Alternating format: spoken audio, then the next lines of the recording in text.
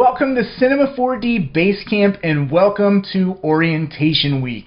This video is going to be all about building up your 3D muscle memory so that you can get a good feel for navigating and manipulating objects in 3D space.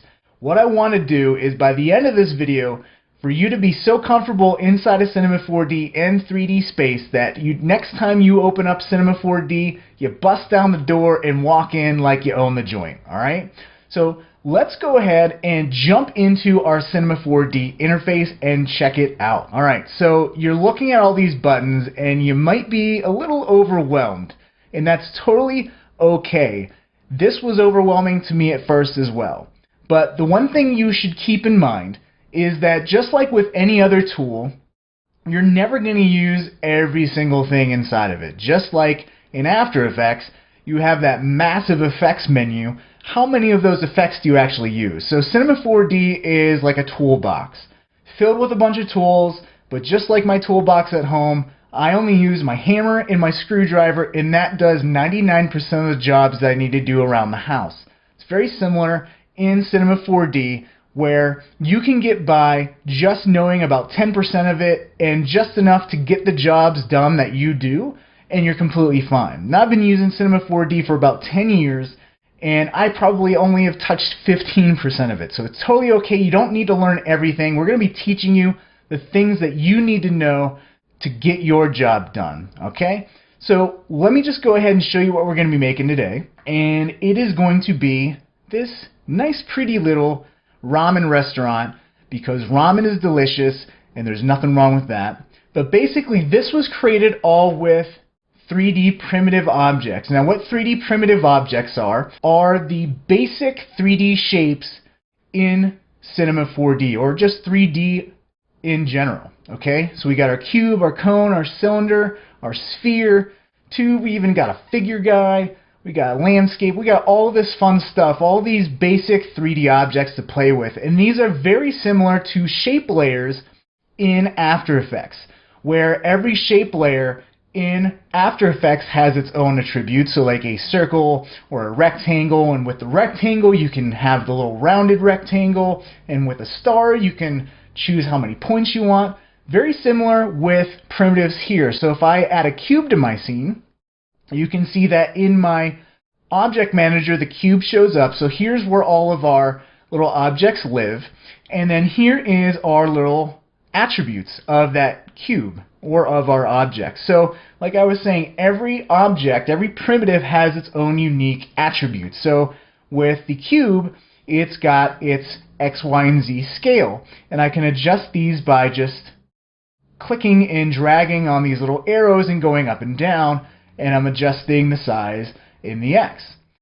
Similarly, if I delete the cube, I'm just going to hit delete, and I add, say, a cylinder. The cylinder has an object tab as well with its unique attributes like radius, heights, and the different segments.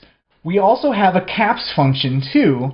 So, like I was saying, every object has its own unique properties, alright? So I'm just going to go ahead and hit delete our cylinder. And what we're going to be doing today is, again, building that ramen restaurant. So let's actually start by building the floor. And for the floor, I'm just going to add a cube to my scene. And again, it shows up in our object manager. And you're going to notice a couple things are happening in our viewport that are kind of overlaid onto our cube. The one being our little 3D axis. And if you're used to working in 3D and After Effects, you should be very used to our little X, Y, and Z axes here, okay? And they're color-coded. And if you ever forget what's what, we also have this little lower left icon down here that is also our world coordinates. So we have the world or the scene coordinates, and then we have the actual object level coordinates as well, okay? So green is Y, and that points upwards. We have Z, which is blue, and that points backwards away from us. And then we have X, which is red, and that points over to the right. And again, if you ever forget, we have Y, Z, and X, and their relative colors. So very important to kind of look and just memorize, like, okay, green is up, that's Y, Z, blue, X, red, okay? So that's our little axis. And you can see as I'm kind of farting around here, and I just moved it accidentally. What I'm going to do to unmove it is to just hit Command Z, move it back into place. So that's your undo, Command Z. You're going to use that a lot. But we also have, if we hover over each of these little axis arrows, you can see that we're actually highlighting it. And what this means is that if I'm highlighting this and I click and drag, I can actually constrain my object to one direction. And I'll just Command Z and undo that. And I can also do this with the Y, all right, and the Z. So very handy to be able to constrain things along an axis to get pretty precise with your movements. Another thing you're going to notice on your cube are these little dots here, okay? And what these are actually corresponding to the object attributes here. So if I say hover over this little dot here and move this, you can see this is actually moving the size in the X. And you can see that's actually updating the object coordinate here as well. All right, just like if we click and drag on this little dot, that's going in the size Y. And then we also have the Z size here as well. So one thing to note is that while we have our object level size and scaling here, we also have the actual object scale here as well. So just like a shape layer, we have the shape like a rectangle size, but then we actually have that layer scale or position as well. So very similar. We have a scale here in the object tab. We also have a scale here, or just regular geometry object scale here as well. All right. So one thing you're going to notice as we're kind of moving these around, I want to create a floor. So we're going to make this kind of flat here. And one thing you're going to notice as you're using these little dots to manipulate things, we're getting all these crazy, wacky decimal place numbers, okay? And they drive me nuts. And I'm a little OCD about it. And it's good, and it's actually for a reason. You want to try to round out all these numbers, because say if in what we're going to be doing to build this ramen restaurant is we're going to be aligning things pretty precisely. So if we want a wall to flush up against the floor, we want to align that to 200 centimeters in one direction, not 282.172. That's a lot harder to remember and to actually align in 3D space. So we want to keep things nice and rounded. So what I'm going to do is I'm going to click and drag and just select this number here and just type in 200 and hit enter, and that'll just snap to 200. Now for the size and the Y, I'll just put in a value of 10, so it's 10 high. And then for the size and the Z, I'll just hit 200 and hit enter. So now we have a 200 by 200 and a size in the Y of 10 little cube here. And this is our floor. So one thing we're going to do as we're kind of building out this scene is we're going to have a lot of cubes. I'm just telling you right now, we're going to have a lot of cubes in this scene. And just like you don't want layer 1, 2, 3, 4, 5, 6 inside of After Effects, you also don't want cube 1, 2, 3, 4, 5, 6 in your object manager here, where all of our objects live. So what I'm going to do is name things. That's a very good thing to do. And I'll just double click on my cube to highlight the name, and now I can just type in anything. And so I'm just going to type in floor, hit enter, and now our cube is named floor, so we know what the heck it is.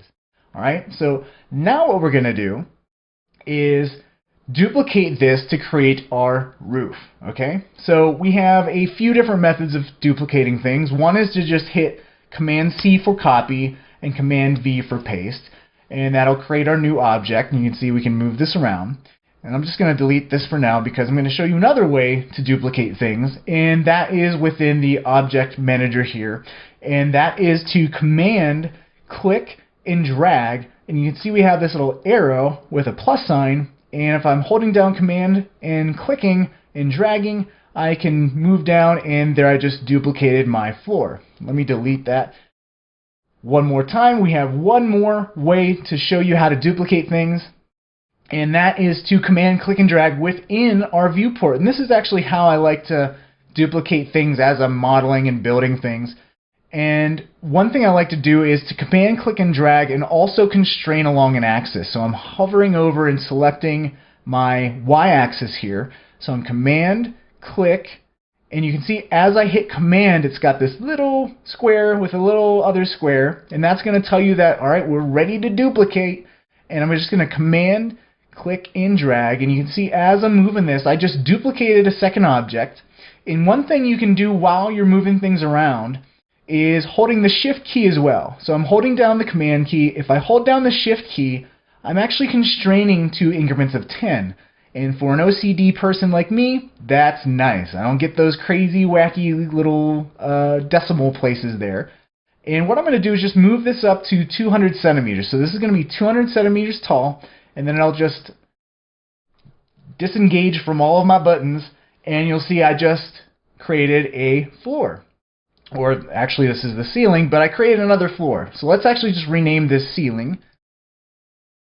Alright, so what I want to do is kind of reposition the objects in my viewport, and to do that I'm going to need to introduce to you 3 of the most important keyboard shortcuts to help you navigate in 3D space inside of your viewport, and they are the pan, zoom, and orbit tools, keyboard shortcuts, and they are 1, 2, and 3 on your keyboard, okay? So I'm going to hold the 1 key down, and I'm going to pan.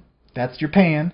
I'm going to hold down the 2 key, and this is your zoom, alright? I'm going to hold down the 3 key, and this will be your orbit tool, okay? Now you don't want to get too out of whack with your orbit, because you can totally throw off and lose track of where your original positioning was. And just remember that your default positioning is Y is up, X is to the right, and Z is backwards, because sometimes you can be orbiting for days and days and days and be completely thrown upside down. You can see that Y is down, Z is towards you, and X is still to the right, but you just need to, if you can just get your bearings back and just remember where everything's supposed to be positioned, you're going to be in good shape. So watch yourself when you're orbiting. Don't hurt yourself, okay?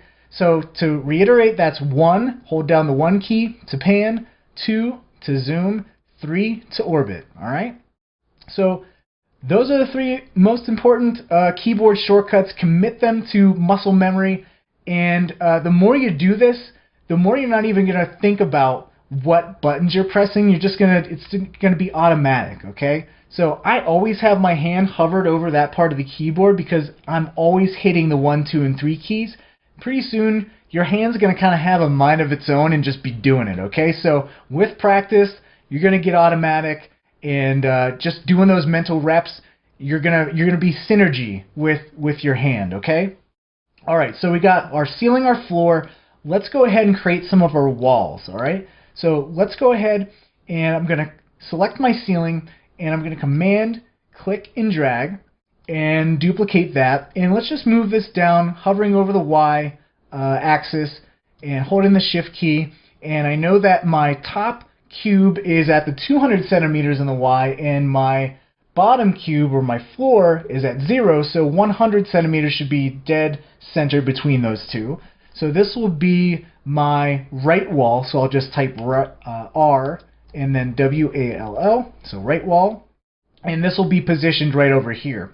Now, typically, you'd think the logical thing to do would be to rotate this object, and you know, typically you wouldn't be wrong, but in 3D, it's a good habit to be in to keep all of your axis, center, handles, and arrows all consistent. So if I rotated this, and I'm going to introduce a couple more, 3 more shortcut keys here too, and they are the ERT keys, and they're right below and to the right of the 1, 2, 3 keys, okay?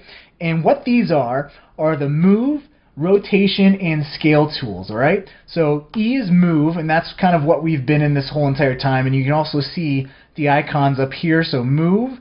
R is for rotation. You can see we have our rotation bands, and you can also see that I can hover over and constrain. So there's rotation, and I'm going to Command Z undo that. And just one last one, T for scale, and you can see the scale tools up here, and it's also designated by little cubes instead of arrows on our axes, and that's our scale. So E, move, R, rotation, T, scale. Let's go back to R for rotation. That's what we've been talking about, but at least we know those 3 other important shortcut keys. And let's just go and rotate this, again highlighting that axis band and holding the shift key to constrain. Now if I hit the E key to go back to my move tool and bring up my axis handles here, you can see that Y is no longer facing up. Alright, and just like when we're orbiting around all willy-nilly like, our axis points weren't what we're used to seeing. And once we get a lot of objects in our scene, especially when we start animating stuff, you want to be able to animate things in the correct direction, and Y is always up. And when you rotate things, that throws everything out of whack. So if you absolutely can, avoid rotating things if you don't have to. So if I go ahead and just go to my coordinates here, or I can go to my coordinate manager down here and not have to click out of the tab, object tab, I can just zero out that rotation value, hit apply, or just hit enter and reset that rotation.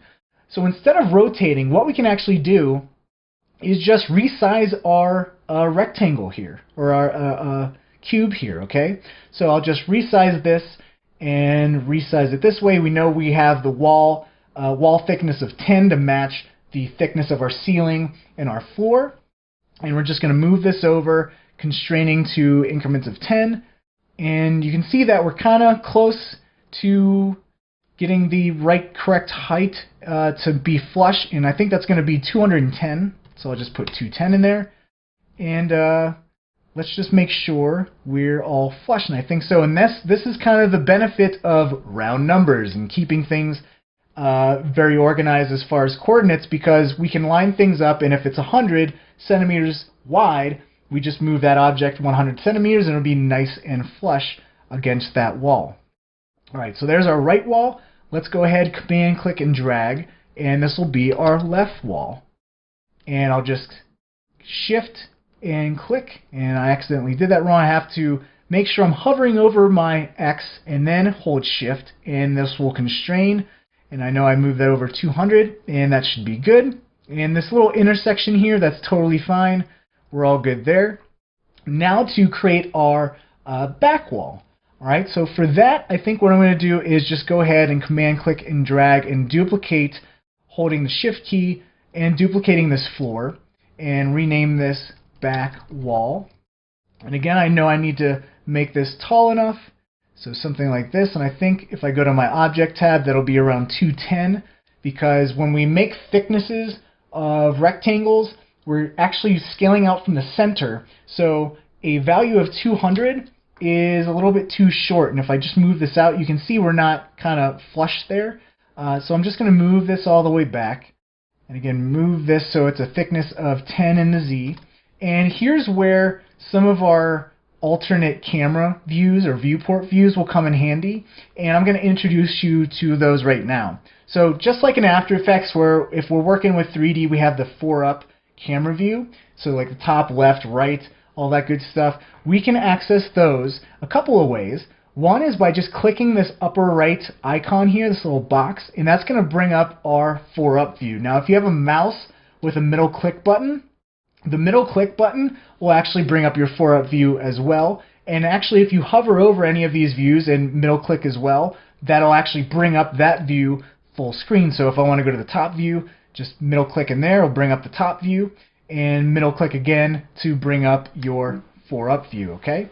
So what we want to do is kind of figure out how we can manipulate things in this 4-up view. Now, in addition to using middle mouse clicks, we can also toggle between the different types of views using the F1 through F5 keys as well. So if I hit F1, that'll bring up my perspective. F2 is top, F3 is right, F4 is front, and then F5 is the 4-up view. So some of the keys that I use the most is F1 to bring up the full perspective, and then F5 for my 4-up view. Alright? So now with the 4-up view, we can more accurately kind of place and position things, and especially when we have objects in the way, it's always nice to be able to see where things are. So if I bring my back wall, and I think if I do 95, that should be nice and flush, again taking into account the 5 increments either way. Okay, so that's looking good, and we have a little bit of overlap there. which you can see in the 4-up view, but I think that's okay. We don't really need to worry about that for right now. So there is our back wall. What I want to do now is command click and drag and bring up like a middle wall where our like front door will be to the ramen restaurant. And we'll just bring this forward, and I'll hold shift down just to keep this in increments of 10. You can see that I was just dragging and I have this odd number here. And even if I'm shift clicking here, it's still an odd number. So just keep that in mind. If you start with an odd number, it's gonna, even if you're constraining, it's only moving 10 and keeping those decimals. So let me just make this, like, I'll just actually zero this out so it's just nice and centered there. And so this is like our middle wall, all right? Middle wall. And let's build a table, okay? So we're gonna have a table and some seats and the awning and all that good stuff. So let's go ahead and duplicate the floor here and command click and drag and just kind of position this. And again, this is where like all these views are going to come in handy. Use these little points here to adjust the size of our tabletop. And let's actually rename this cube that's named floor 1 the tabletop, so we know what that cube is. And just utilizing all our views here. And again, we can just round this out once we kind of eyeball how big we want this tabletop to be. So maybe something like that. And this is also important because if I'm adjusting this, I can't actually see, you know, this is actually sticking out in my perspective view. It's where I utilize all of my 4 views here where I can see that table is sticking through the wall there, which is probably a health code violation or something, building code violation. So we don't want to do that. So there's our tabletop. Now let's actually get like the main base of our table. So with that, we'll just constrain in the Y and command click and drag and just kind of bring this down. Adjust the little dots here to scale up our cube and just kind of adjust this here. And again, we want like a little lip for our table, so I'll select the table in my view here and scale this down a little bit more, so something like that. And again, it's totally okay if this is kind of intersecting this cube over here because we're not seeing it. Totally fine. And that's our table. So that's just my table, and the tabletop is good to go. All right, so now with the back wall, we're going to make this a stylish, hip restaurant. And the one thing that my wife won't stop talking about since we bought a house is shiplap, because of that fixer-upper show that is the bane of my existence. But shiplap, if you don't know, is basically a fancy pants word for saying blocks of wood that are against the wall. Okay? So what we're going to do is we're going to style it, make this a little bit more stylish ramen restaurant, and make some shiplap, or just wood planks on the back wall there so it's hip and trendy, okay? So let's do that. And what we're going to do to create these little planks is just duplicating this middle wall. So command click and drag it along the Z here. And then we'll just kind of scale this down. And maybe we'll make this a scale of like 25 or something like that. Or maybe 20. Make these even thinner boards so you can see there's 1. And we can just, again, it's okay if we're intersecting this back wall here. Totally fine.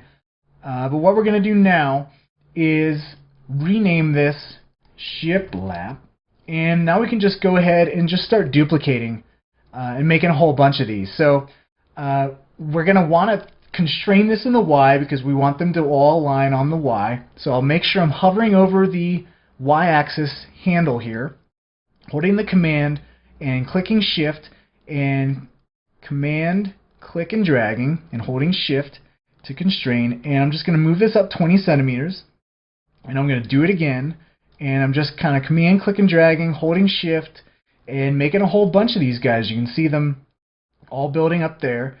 And let's just bring one down here, holding command, clicking and dragging, and holding shift, doing it again and again. So building up that repetition, getting that muscle memory with the command, click and drag, and then holding shift, and we made a whole bunch of these. All right.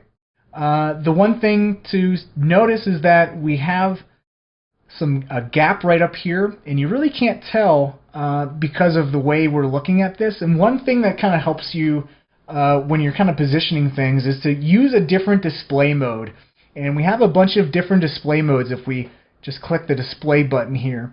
And this is our default just basic shading mode, 3D shading mode, but we can also view it with lines by choosing this lines mode. Now you can see all of the lines or edges of all of our cubes here, and this more helps us see more all of these different cubes that are in our scene. So one thing we can notice is that we have this gap here. So all I'm going to do is hold down Shift and then click to the very top of where I want to select these objects, and I'll select all the objects in between. Or I can just go ahead and click and drag in the object manager. This will make a rectangle selection, and I can just move these up.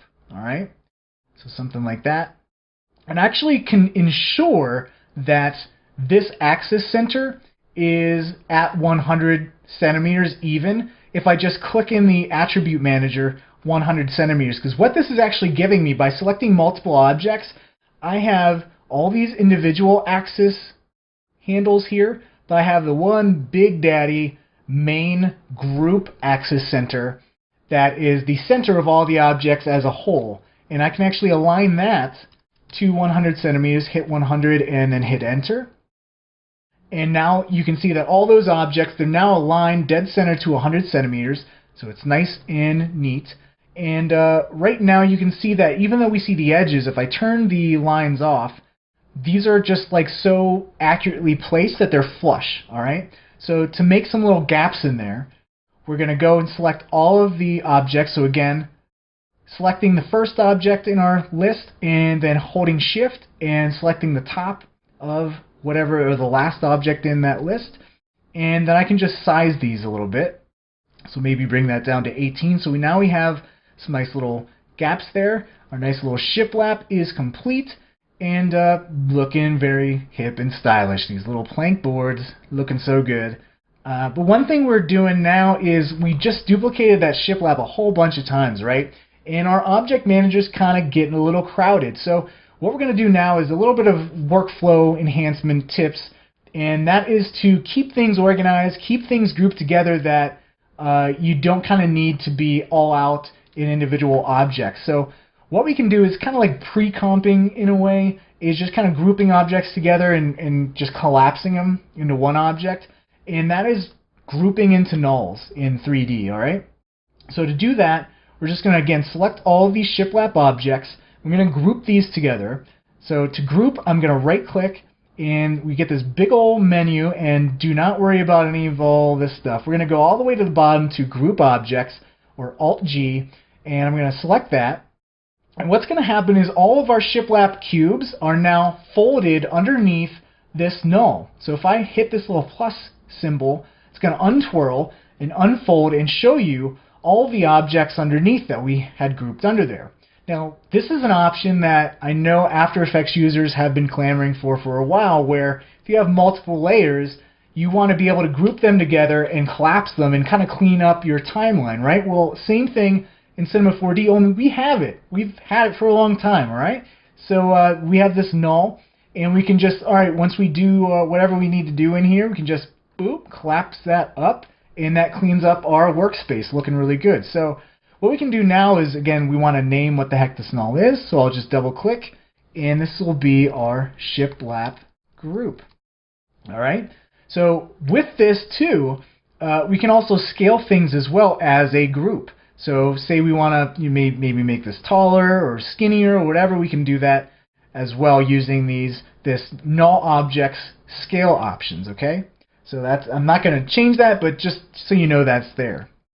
Cool. So I'm sick of rectangles, or I'm sick of cubes, and I'm sure you're sick of cubes as well. So let's go ahead and move on to a different primitive, and let's make some lanterns, okay? So let's go ahead and actually let's first create the overhang for our lantern. So we'll make one more rectangle, or one more cube. Sorry, I know you're excited about spheres, but just one more. So let's just duplicate the ceiling, Command, click, and drag, and this will be our overhang, or awning, whatever you want to call it.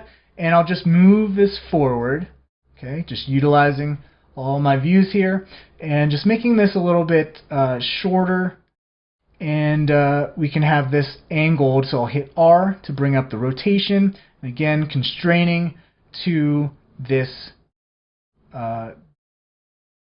X rotation here, and just making this a little bit smaller. And here we go, and we can just kind of eyeball this here. The nice thing of moving things in the top, right, and front views is that we can actually constrain to planes of 3D, so 3D planes. So notice how I'm actually constrained if I move this around to the Y and the Z. I cannot actually move this in the X in the right view. And you can actually see that little color-coded angle right here that's kind of showing you like, hey, you can't actually move in this view in the X. And similarly, in this view with the top view, you can't move in the Y or up or down, okay? And that's totally different from just moving all willy-nilly like in a perspective view, which is something you do not want to get in the habit of doing. Because if you look at all of my 4-up views here, and let me just kind of use my pan and zoom tools to position these. Now watch what happens if I just do not utilize the axis handles here and I just move this. Watch how this kind of just diagonally shifts and moves all over the place, and it's totally off whack. It's not lined up with anything, and I'm just going to Command Z and undo that. But just get in the habit. It's totally cool to be able to freeform and move in these different views. That's not perspective, but do not freewheel in the perspective, all right? So here is a little awning, overhang, looking good. Again, just eyeballing that. I think that's looking nice.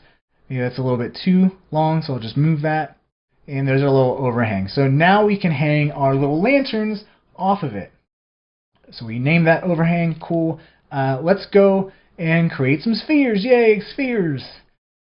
So just like I was saying, every primitive object has its own unique attributes to it. So a sphere has a radius and the amount of subdivisions, which you can see if I again bring up my lines. You can see all my little subdivisions here. So what we're going to do is just position this, and again utilizing some of my 4-up views here, and just positioning this in place. Again, these also spheres also have their little handles that you can just drag and adjust the radius and different attributes there. And we'll just kind of move this, scale this, move this up, and this will be hanging off of this little awning here. So what we can do again is make that nice and round, OCD EJ on the prowl, and there we go. Let's rename this lantern. Boop, there we go. And let's create like a string, and then those little top and bottom parts of the lantern that actually have the string attached to it. So for that, we're going to create a brand new primitive, which is a cylinder, and we'll get to know the cylinder now. Again, its own unique attributes. It's got radius, it's got height, it's got caps, it's got slice, it's got all kinds of crazy stuff. But we actually want to align this to our little lantern sphere here. All right. So what I'm doing right now is just kind of eyeballing it. And if we want to be sure that this is dead center aligned to the axis center of our sphere, is to do something similar to when you wanted to do that in After Effects, where you'd have the object you want to align to be pick whipped and parented to the object you want to align that center to. And then all you'd need to do is on that object that you then pick whip to the other one, just zero out all the coordinates to it, all the position that it would then align it up. You do the same thing in Cinema 4D by building a child-parent relationship between the cylinder and the lantern. And to do that, to make the cylinder a child of the lantern, you just need to pick this up, click and drag, and you'll get this little icon that is an arrow down and then a box. And if we let go of our cursor there, you can see that we just made this a child of the lantern, just like these shiplap cubes are a child of this null. We can also build that child-parent relationship there. So now if I go to my coordinates, I can actually zero this out. And this should now be completely aligned. I actually eyeballed it pretty good. But this will be completely aligned to the sphere. So now if I take this cylinder out though, watch what happens. we now have all these weird values here because that's the global coordinates of that cylinder.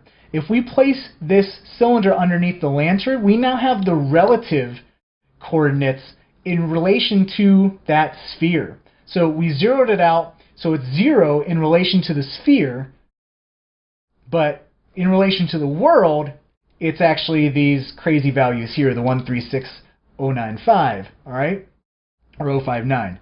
So hopefully that gives you the idea of relative versus like world coordinates, okay?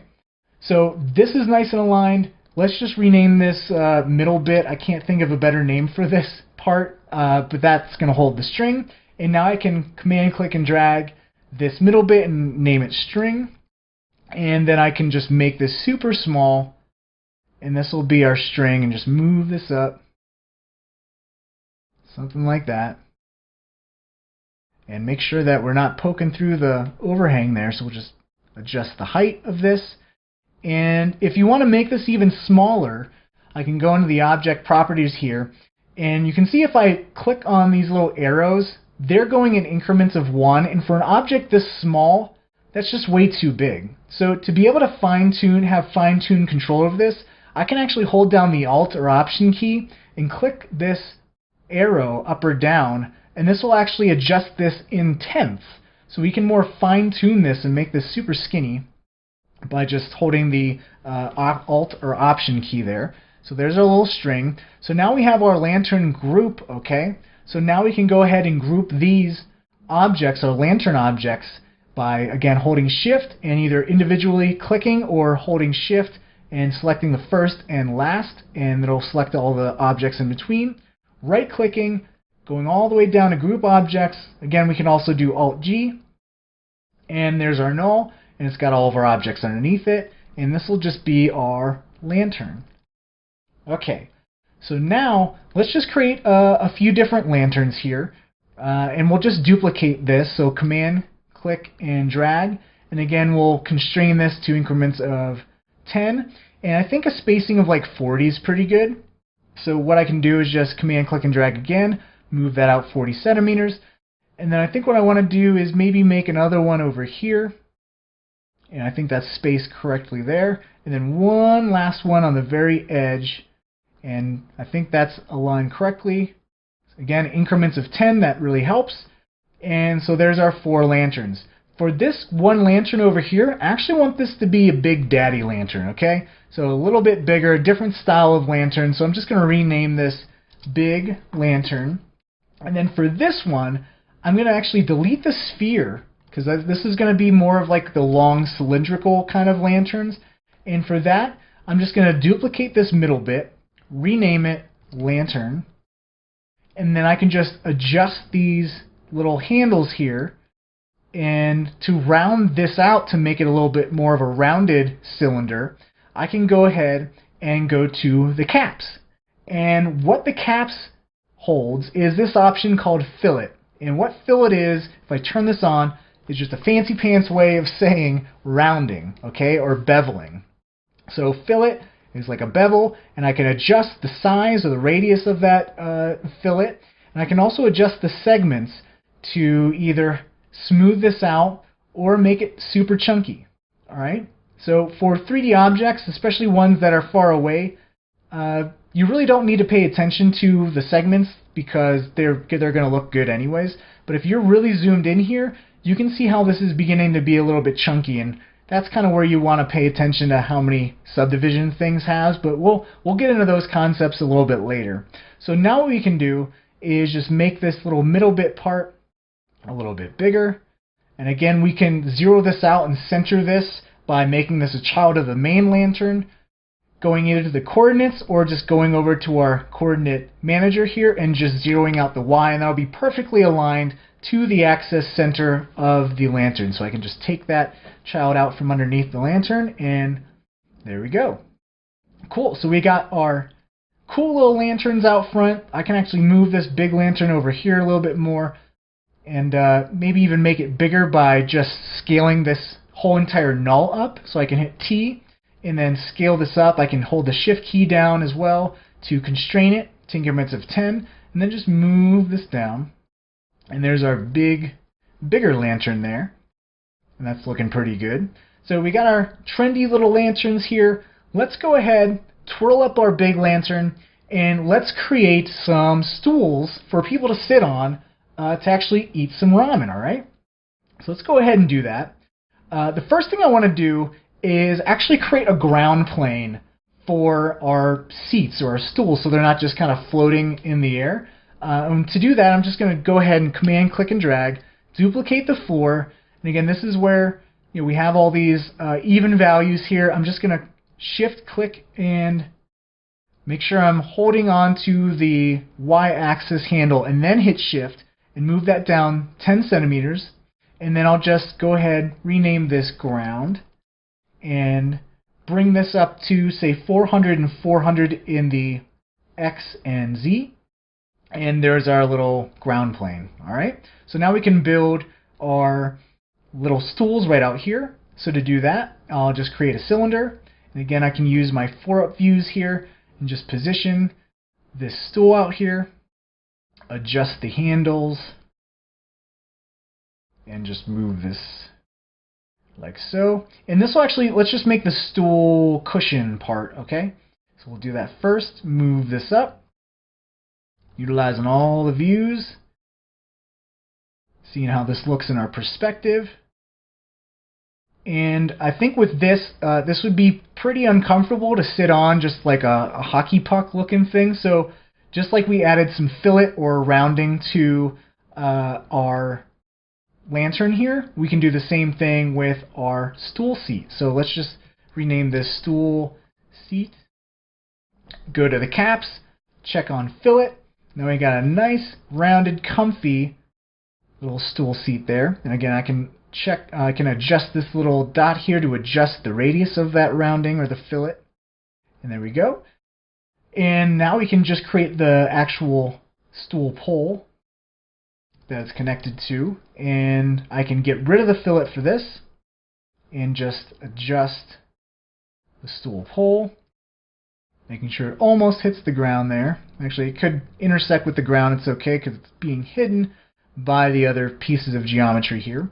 And then I'm just going to make the stool base now by just duplicating the stool seat, command click and drag, stool base, and move this down, and hit T for scale, and holding shift to constrain to increments of 10, and that's our little base. Now I want to make this kind of rounded, so I'll just move this down, we get that nice rounded bit there. The nice thing about the primitives is, just like with shape layers, you have the shape size. So like if you made a circle, it's got its own radius, but then you actually have the layer level size or scale on that layer. Similarly with primitives, you have the radius or scale, radius and height of a cylinder, and then we also have the actual object scale and position and stuff. So with that object stuff, the radius and height intact, I can actually just individually scale this down on the Y to make this a little bit flatter if I so wanted to do that, which I think I do so want to do that. So I'll just do that, and then I'll just scale this up a little bit, move this down so it's a little bit flatter, and then we just got to make sure that this pole is actually connected there. And again, this is when having this side view can show me, okay, that's kind of floating there. I'll just move that down, and it's intersecting a little bit, which is totally fine. But there is our stool there, okay? You can move this down maybe. So we have these three objects. I can just click and drag, get a rectangle selection, and let's just group these together. Again, right-click, group objects, rename this stool group. And we want to make another stool here so you can bring a friend to eat some ramen. So I'll just hover over the Y-axis handle here, hold Command, click, and drag, holding Shift now to constrain to increments of 10, and just place it over there, and that's looking good. So we got stool group 1 and the original stool group. Cool. So we got our overhang, we got our lanterns, we got some stools. Now the only thing that it's missing is, ramen shop, it needs some ramen. So let's go ahead and create some bowls of ramen here, and then we're going to put them right on the table. So let's go ahead and for the bowls, we'll create a sphere. And the sphere has one unique feature, and that is to be able to change the type of sphere that you have. So a lot of this changes the subdivisions, like how they're laid out, but the one we want to worry about is the hemisphere, because that gives us kind of like a bowl shape. And in this instance, I know I said to avoid rotating things that you don't need to rotate at all costs, but for this we actually need to rotate this 180 degrees so the bowl is facing upright, okay? So I'm just going to hit the R key, and then it'll bring up our rotation bands, and I want to constrain this to this Z rotation. So I'll constrain this using Shift to go 180, and then, whoops, I'll just do that again. So holding the Shift key down, selecting, holding Shift, going 180, and then I'll just move this up. I could also just type in 180 in any of these rotation fields here to do that and flip it, and there's our little bowl. We can shrink this down a little bit, and again we can also utilize the actual scale on the coordinate tab here to maybe flatten this out a little bit. So maybe just a 0.9 scale on the Y, and make sure this is flush with the tabletop here. So there's our tabletop. We'll just move that there, and there's our bowl. Let's rename this bowl. And then let's fill this with some broth and some good ramen-y goodness. So what we're going to do for that is just fill it up using a disk primitive. And again, we want to center this up, the exact dead center, and line this with the axis center of our bowl. So to do that, instead of eyeballing it, we can again do that parent-child trick where we drag and drop this disk underneath the bowl, and that's where we can zero out its relative coordinates relative to the sphere and just make it unchild that. Bring this down and just adjust the size of this disk so it's not intersecting the sphere, but it's big enough that we have some little broth stuff in there. And there we go. So let's just rename this broth. And now we need our chopsticks to eat the stuff, right? So we'll go ahead and utilize a brand new primitive called cone. And the cool thing about cone is it's got a lot of stuff. It's got a lot of options here. It's got the object tab, it's got caps, it's got slice, slices its dices, it makes julienne fries, and we're going to adjust the bottom and top radiuses here and just kind of scale this to a tiny little chopstick here using the rotation tool here just to place this. Again, this is where really utilizing all of your 4-up views are going to be handy here. Let me just pull this out, and you can see this looks like a pick or something, or a toothpick, and that's not what we want. So one thing we can adjust on the cone is the top radius to flatten out that bottom a little bit, and you can see again as we're adjusting the arrows here, it's actually going in increments of 1 centimeter, and again remember we can use Alt Option to adjust this in increments of 10, so we can make this skinnier down there. And again, this is good for one of those rounded chopsticks, but what if we want one of those like wooden angular chopsticks? We can just go ahead and on the rotation segments that make up the roundness, we can just bring that down and adjust this to say 4, so it's got 4 sides. Let's go to our perspective view and see what we did here. And you can see here's a nice little chopstick. Alright, so we can just place that. Let's use our 4-up view again so we can place this accurately. So this can be touching the actual bottom of the bowl and the edge of the bowl. And you can see that, oh, we got some intersection there. So let's just move this over. Cool. So there's our chopstick. Let's rename this cone chopstick. And we'll duplicate this, Command click and drag, and just move this and hit R for rotation and just rotate this a little bit more, making sure that it's kind of resting on the bowl and not intersecting. Looking good. Cool. And maybe just moving this chopstick so it's not intersecting the other chopstick. Even though we can't see it, it's okay, but just want to make sure we're getting in the habit of checking for that kind of stuff. So there's our one bowl of ramen group. So now what we can do again is holding Shift and just selecting all of these objects we want to group, right-clicking, Go into Group Object, there's our null, double click on it, and this will be our ramen group. Alright, so now we have 2 seats and 1 bowl of ramen. Now I don't like to share my food, I don't know about you, but let's just go ahead and duplicate this bowl of ramen for your friend that's going to come along. So I'm going to command click and drag and constraining this to along the X, and I can hold shift and constrain this in increments of 10, and there's our second bowl of ramen. Now what I can do so this doesn't look exactly the same is to just slightly rotate some of these chopstick pieces here, and then maybe just rotate the entire bowl here by rotating the actual null. And I'll rotate everything underneath, and then I can reposition this. Now here's an example of rotating something, and then if I wanted to constrain this along the X, I can't do that anymore because I rotated this X and it's not along the actual world X anymore. So again, there's the difference between local coordinates of your actual object level coordinate and then your global coordinate, which is your world coordinate. So X is always, horizontal, okay? And Y is always vertical. Now, to be able to toggle between world and local coordinates, we have this little button here. So we have the world and the local or object coordinates. Now watch what happens when I hit this button, and the shortcut for this is W. So I'll just click this. Watch what happens to our axis handles here. They actually align to the default that we usually, whenever we create an object, that's the default alignment of our axis handles, right? So now with the world axis activated, we can now move this precisely along the x-axis, or the y or the z.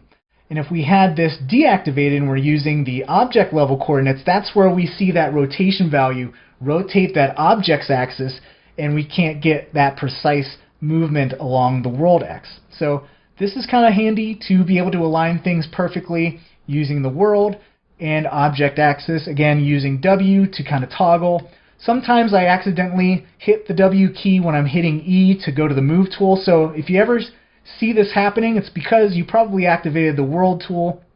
Just kind of pay attention to that. Alright, so there's our second bowl of ramen.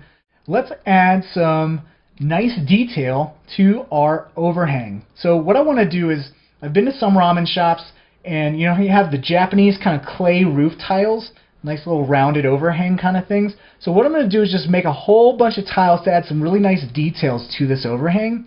And you can see that our object manager and even our viewport's getting a little bit unwieldy. We have a lot of objects in here, and it's getting difficult to try to position and kind of work in isolation. So one thing I like to do is to be able to copy an object by hitting Command C and pasting it into a brand new project, and then working on that isolated object in another project. So we're going to do that right now. And the first thing I'm going to do, which I should have done a long time ago, is to save. So you want to save early, save often. Let's just go ahead to File, Save As, and we're just going to save this as Ramen Restaurant. There we go, and since I already have one there, I'll just name it 2, and there we go, we saved it. And now what we want to do is concentrate on this overhang. So I'm going to select the overhang, Command C, go to File, New, and that'll bring up a new project, and then I'll just hit Command V to paste that object from our other project into this one, and now I can start isolating and working on just this overhang and adding roof tiles to it. So what I'm going to do is go to my coordinate tab and just zero out the rotation just for now. So that was like a 24 degree rotation, so I just want to remember that so I can re-rotate it when I'm done placing the tiles. So to create these clay tiles, what I'm going to do is use a tube. And you can see that when I created the tube, it's laying flat. And we actually want to lay this forward. And remember how I say don't rotate unless you absolutely have to? What's really handy is on the tube and on some primitives, we have this orientation option, which you can actually change the orientation of how your object's facing.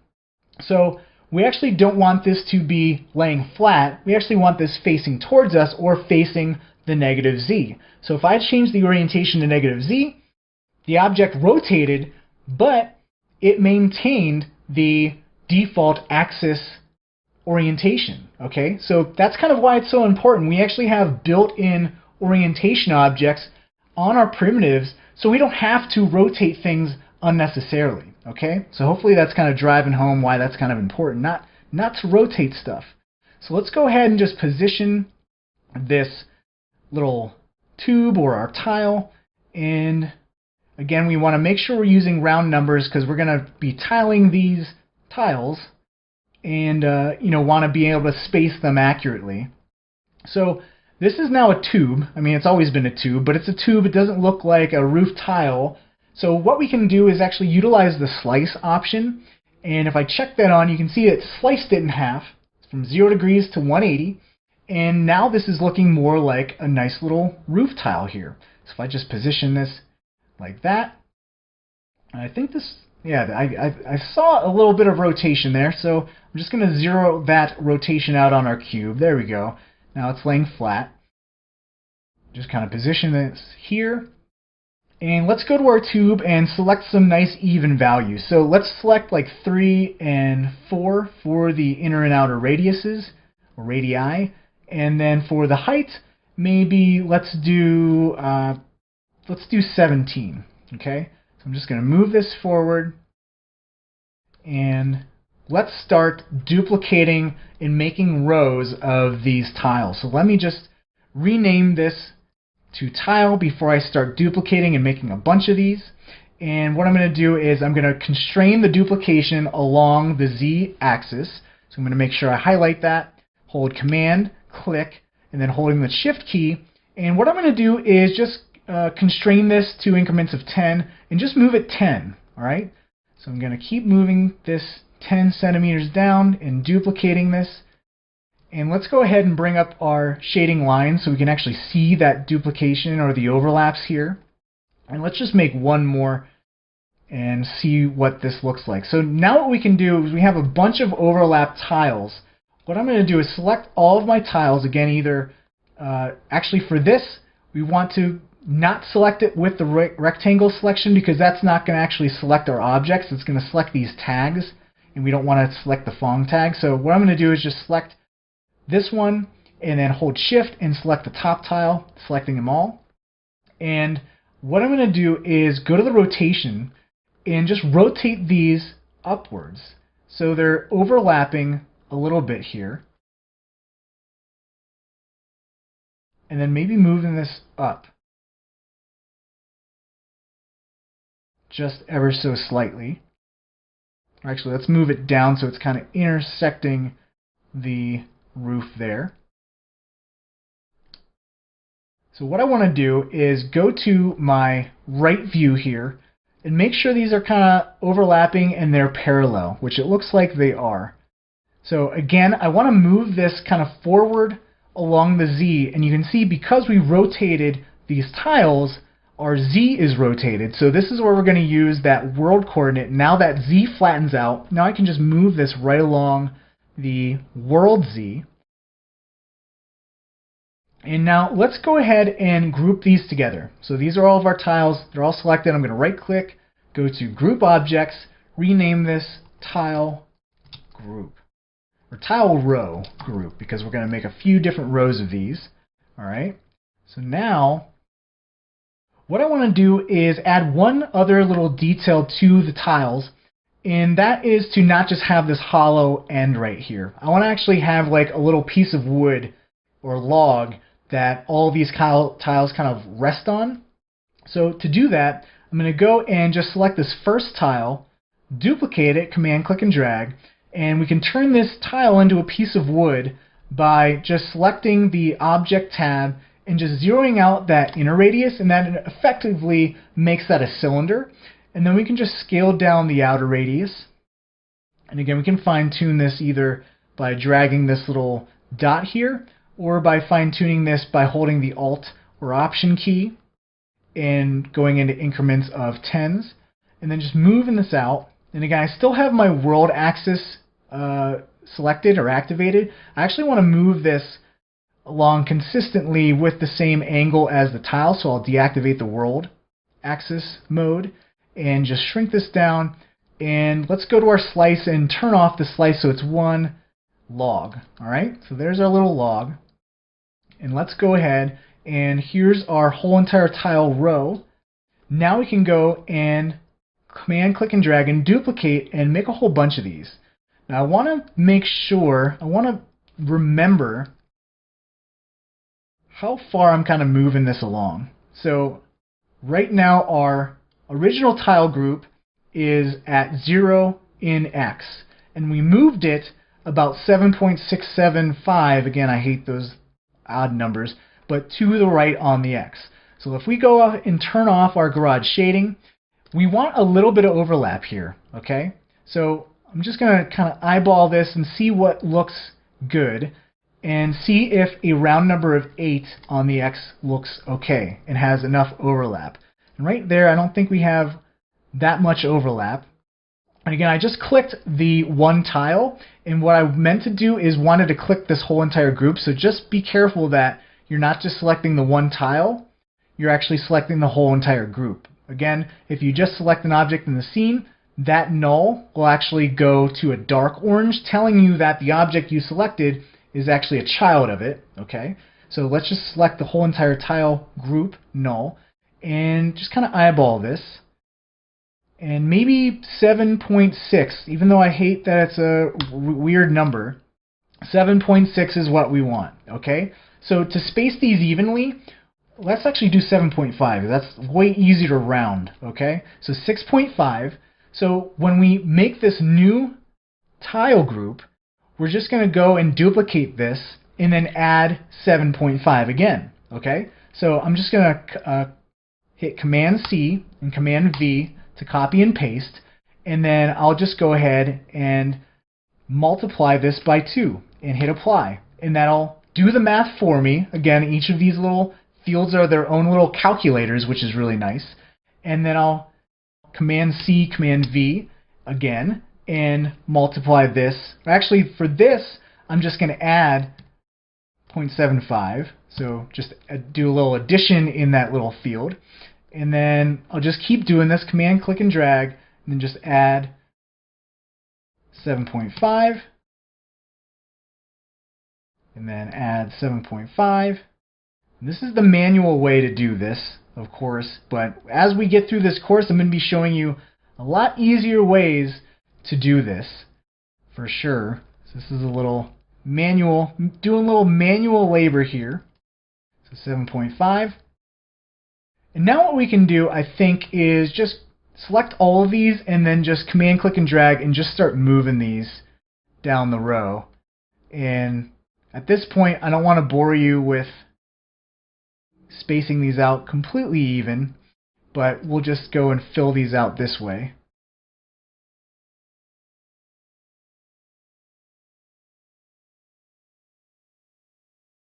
And let's create one more over here. Again, kind of eyeballing it, so at least most of them are aligned great. Maybe not all of them. But that's looking pretty good. So we have all these rows of tiles now, okay? So what we're going to do is make this a lot easier on ourselves and just group all these groups. We're going to do some group inception and right-click and go to Group Objects, and this is just our tile roof group, all right? So we have our nice tile roof all made, and again, isolating that with our new project, bringing it into our new project was super helpful, because now we can just go ahead, drop that overhang in our tile roof group, select the tile roof group null, Command C, go back to our original composition here, our original project, and then just paste that. And this will actually paste back into the same position as our original overhang. And remember, we have that little rotation value here of, let's just say that's 25. We can just delete the overhang and then just add in that little rotation value here. So let's go and just hit R and just rotate it ever so slightly and something like that. And maybe move this out and move this down. So So something like that. So we don't have any intersection. Our little tiles aren't sticking out the roof or anything like that. We got a really nice tile roof going on. You can see that all of the subdivisions of our tiles are making these super dense meshes to look at. So what I'll do is just turn on garage shading so we just get rid of that, okay? So we're missing one last thing, and that is our ramen sign saying that, hey, this is a ramen restaurant, come on in, eat some tasty ramen. So let's just make a sign. So let's create a cube and just use our 4-up view and position this on top of our awning, okay? So I'm just going to scale this down using the little handles here and positioning this and having this kind of rest right on top of one of these tiles. Making this a little skinnier here. So let's just rename this cube the ramen sign. And again, just like we copied and pasted our overhang and brought it into a new composition to focus on that object there, let's do the same thing here as well. So I'm going to copy the ramen sign, Command C, go to File, New, I'll bring up a new project, Command V to paste that ramen sign in here. And now we can just start working on adding the little letters to our sign. So for the letters, I'm going to basically use cubes like little Legos and spelling out the letters that way. And what I'm going to be doing is I know a little bit of Japanese, so I know how to spell using Japanese characters. Okay? So what I'm going to do is go to my front view, and this is going to be useful because, again, remember in certain views, you're constrained to a certain 3D plane. And in this case, I'm constrained to the Y and the X, which is perfect. So I'm going to go and duplicate this ramen sign cube and just rename this ramen text. So I'm just going to scale this down to a size that I think will be good for each little Japanese character. And what I'm going to do is just make sure I pull this forward too. So let's just move this forward a little bit. And again, maybe activating the lines will help here as well to see exactly where that is. Cool. And what I'm going to do, go to my front view again and just start spelling out ramen in Japanese. So this is going to be a nice little workout for remembering the 1, 2, 3 keys to pan and zoom, and then using the ERT for move, rotation, and scale. Okay, so let's just move and get to moving and grooving here. I'm just going to hit the R key and going to rotate this, and then Command click and drag to rotate this like this. And I'm basically building the character for Ra. Okay, so it looks just like that. Little dash, dash, and then a dash in the top. And then we're going to have a little dash here as well. And then I'm going to, and you can spell this out in English or whatever language you want. I'm just doing being really authentic and writing it in Japanese. So Command click and drag. So that's Ra. And then the symbol for me or me is a little slash or a little X. So I'm going to rotate this, make this a little bit longer, duplicate this, hit the R key, rotate. So it's something like that. So Ra, me, and then N is just a little dash like this. And then another diagonal dash like that. And again, just kind of eyeballing this, making this really quick. Again, you're probably going to want to spend a lot more detail and time and finesse on this. And actually, one thing you just saw that I did right there is there's a difference between clicking R and clicking outside of this circle here. Because if you click within the circle, you're actually rotating unconstrained. Okay, so I'm going to Command Z and undo that. So just kind of, if you're dragging and dragging out here, you're fine. Don't drag in here because it's not going to constrain anymore, okay? So just keep that in mind. Or just highlight this as well. So either highlight or be outside here, and you're going to be constrained to that one rotational plane, all right? So there we go. And now what I can do is just kind of reposition all this stuff like this, holding the Shift key down and just selecting multiple objects here. Just kind of repositioning things in the object manager here so everything's grouped. And maybe we select all of these objects in here. Let's move the ramen sign down so I don't accidentally select that. And maybe we just hit T to scale all this up so it fills out more of the sign. And again, we can make sure that we're aligned as a group on the dead X0 by going to our coordinates and just zeroing that out. And then as a group, all of these objects will now be aligned to that X. Okay? So I'm just repositioning some of this stuff. Let's see what this looks like in our perspective views and all these other views. Let's actually make this raw up here a little bit more so it's not so close to the border there. Looking good. All right, so let's just go ahead and group all these together. Group objects, and this will be ramen sign. And then we'll just copy Command C, go to our window and go down to that original ramen restaurant file and then just paste. And we'll delete that old cube, that ramen sign without the text. And again, I can turn on my garage shading lines and there's my ramen sign. Now I can go ahead and maybe rotate this so it's rotating down, something like that. So the street level people can see it a little bit better. I think that's looking good.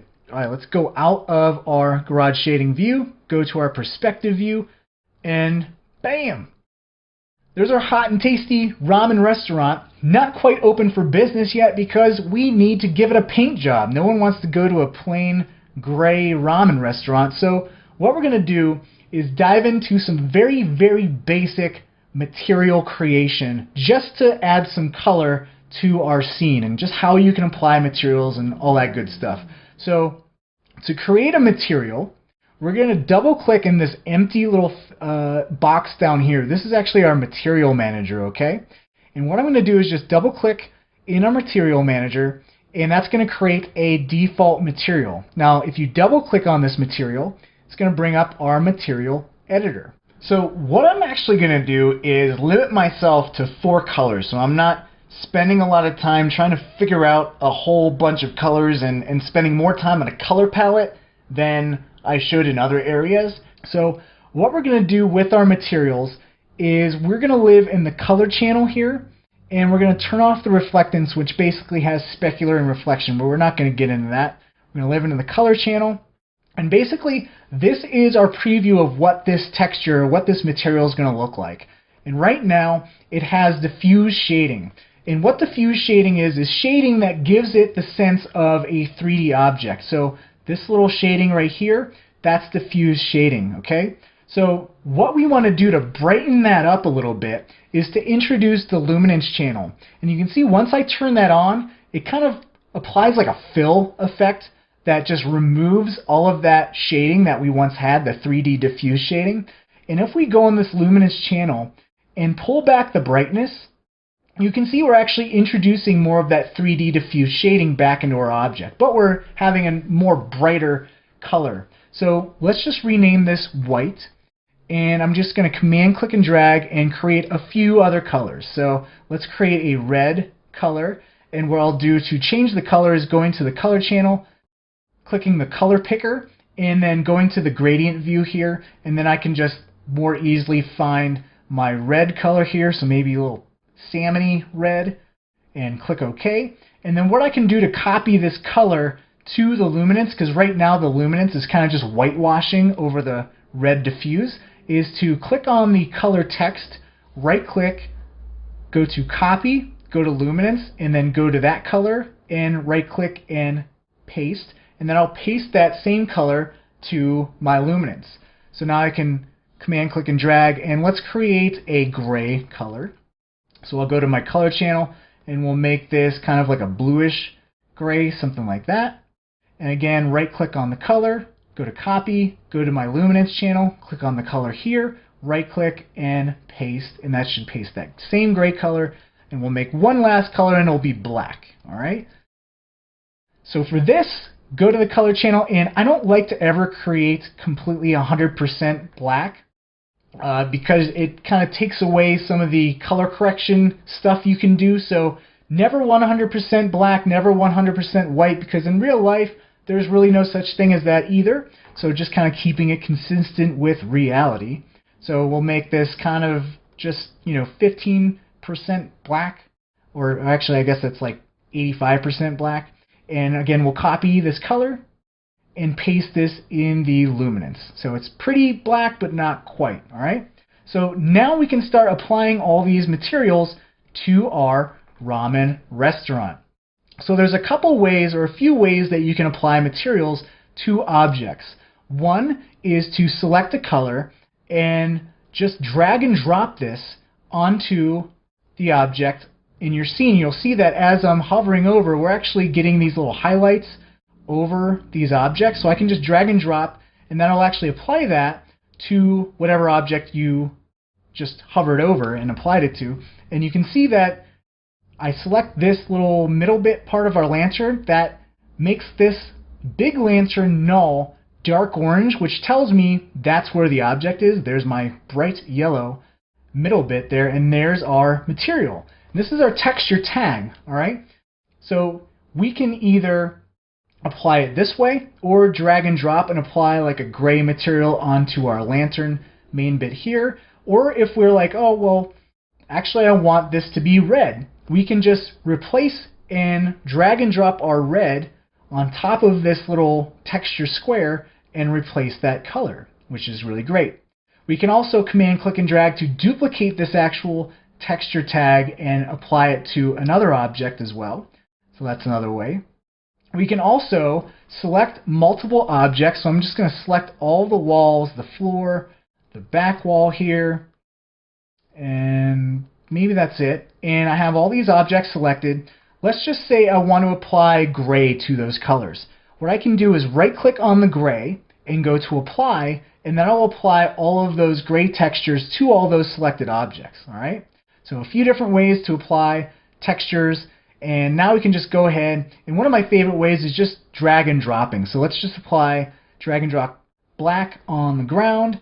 Let's apply some red to the stool tops, and I'll just right click, go to apply. And you can see this is a really good way to apply to objects that are in groups, because typically you'd need to untwirl these, and then with that object active, we can then drag and drop onto there. One thing I want to show you is I have this lantern, okay? Now what happens if I apply black to that null? It actually changes all of the objects underneath it that don't have a texture tag to black. Now, I want the string in that middle bit to be black, but I don't want that lantern sphere to be black. So all I'll do is apply, drag and drop that red material there, and that'll actually overwrite that parent object, okay, that parent texture tag. So that's looking good. So now what I can do is just select all of these lanterns. So here's a couple of these lanterns here. So these three right here. Right click, apply black, and then go, and actually what I could do is just drag and drop. Actually, let's deselect by clicking anywhere in the object manager here and just hovering over and click and dragging. And there, I don't have to twirl down these nulls. I can just apply this in the viewport, which is really cool. So let's go ahead and let's zoom into our ramens and just start drag and dropping some gray for the broth. Let's make these bowls red, and let's make the chopsticks white. So we're just hovering over here. So really nice, easy way to apply textures is just directly in the viewport. One thing I'm going to do is apply, let's apply white to the shiplap group. And then what I'm going to do is this back wall, this middle wall, apply black. So it's a nice little contrast there. Trendy little shiplap backdrop there. So now we can go and apply some materials to our tabletop, our table, our little stool poles, and the bottoms here. And now we can apply some colors to the tile roof. And I'll apply gray, and that'll apply gray to all of our tiles, which is totally fine. I think what I want to do though for the actual overhang is make that black, again, to add a little bit of contrast. Cool. And I think the only thing we have left is our little sign. So what I'm going to do is just apply black to the entire sign, and then what I can do is just select all of the ramen text objects and apply white to them. So I'll right click, go to apply, and now we have a nice contrast sign going on here. Alright, so now we're ready to render. So let's just go ahead and, again, using our 1, 2, and 3 keys, checking out what is the best angle that you like to render this out as, and going ahead and seeing what this will look like. So what we're seeing in our viewport right now actually isn't what this is going to look like when it renders, okay? So to actually see what this looks like when it renders, we're going to click on this render view button, okay? And the shortcut key for that is Command R, as you can see. And as I click that, you can see there's what this is going to look like when it renders. You can see that it applies by default. If you have no background, it's going to apply black. So what we want to do is add just a layer that's a background and apply a color to it. So you can find backgrounds in this little menu here, and I'm just going to apply that. And what I can do is, let's just go ahead and duplicate this black color, double click this, and we'll just rename this BKG. And for this, I'm just going to activate the luminance, so this acts like just a color fill, and I'll apply this to my background. Now, what I can't do is actually see what this looks like again until I hit that render button, and you can see now we have like a slightly less dark black.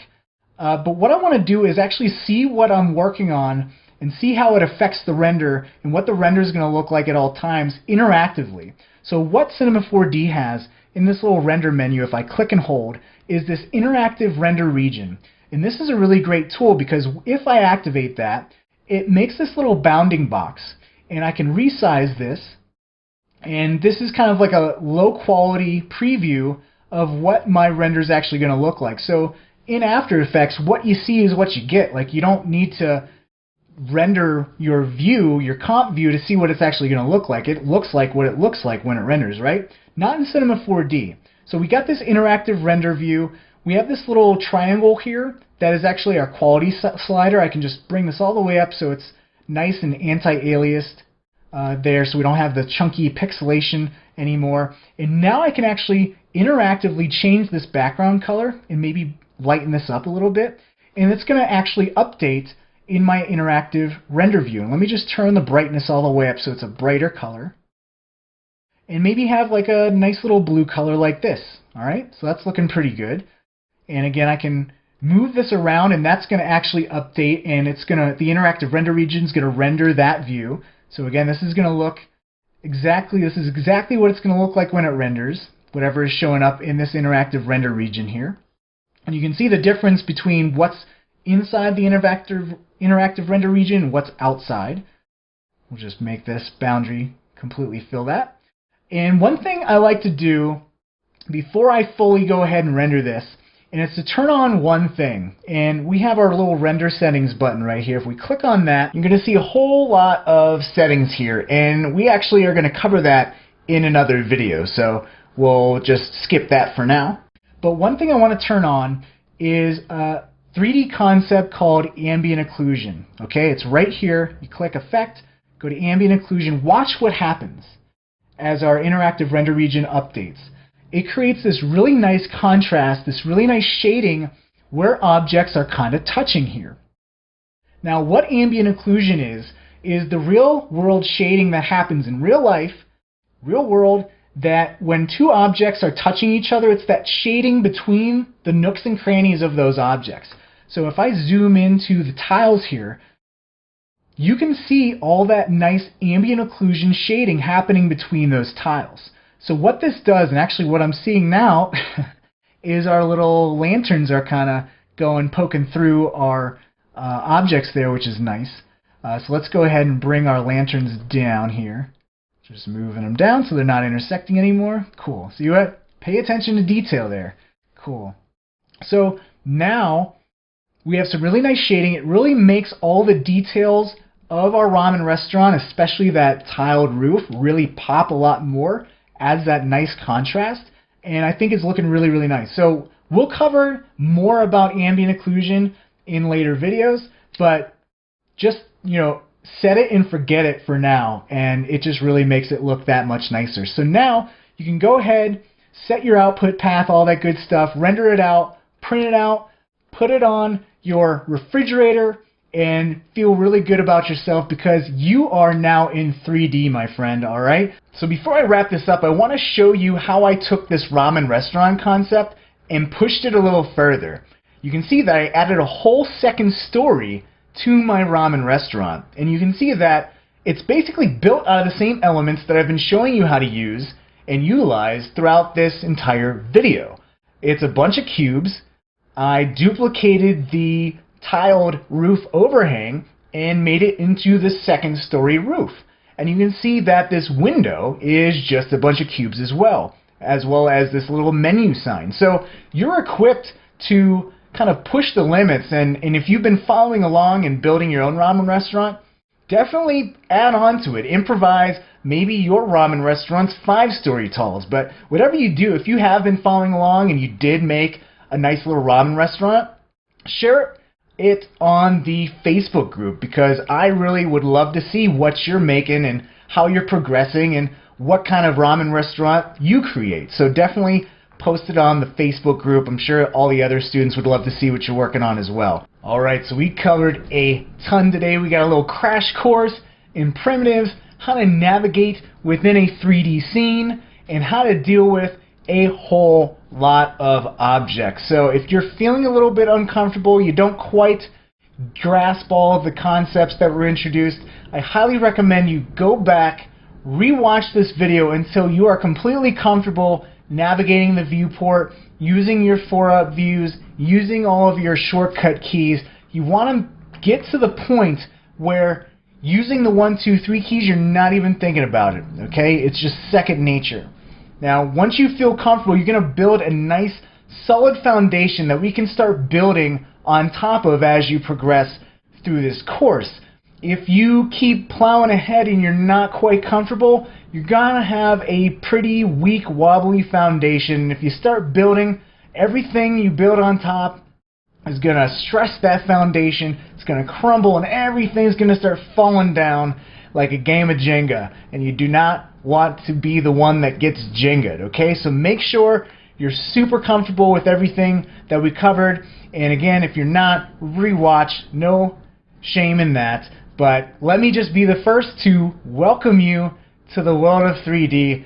This next few weeks here in this course are going to be a lot of fun. It's going to be a lot of struggle, but through struggle comes growth. Remember that, okay? So happy 3Ding, and I cannot wait to get started. So let's go.